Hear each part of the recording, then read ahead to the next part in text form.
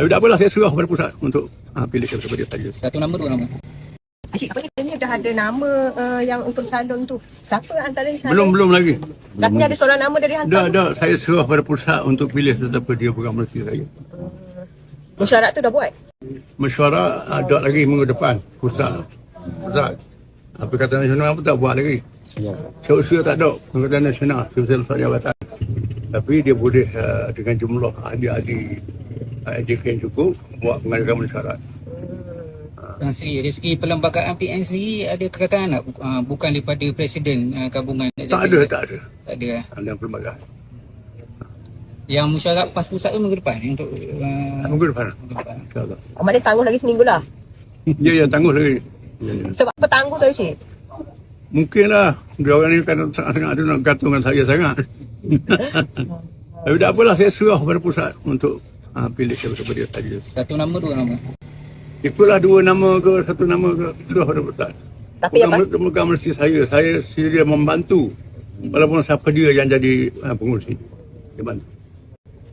Asyik, ada daripada MB Perlis minta Adun pesertai tu, dia pelawar untuk ni. Kita dah buat keputusan, kita tak akan terima jawatan.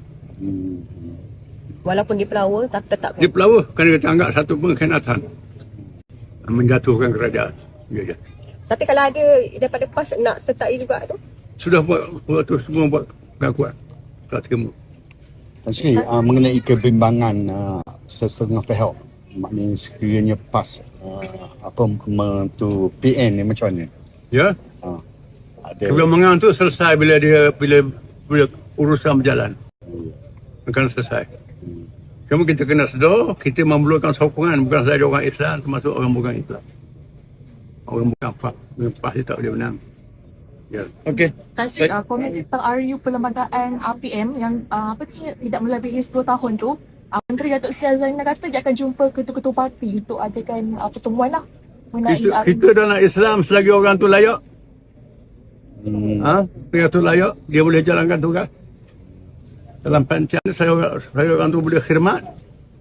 Nah, macam tu Mahathir 100 tahun. Tak ada apa-apa dia khidmat. Okey. Okey. Terima kasih.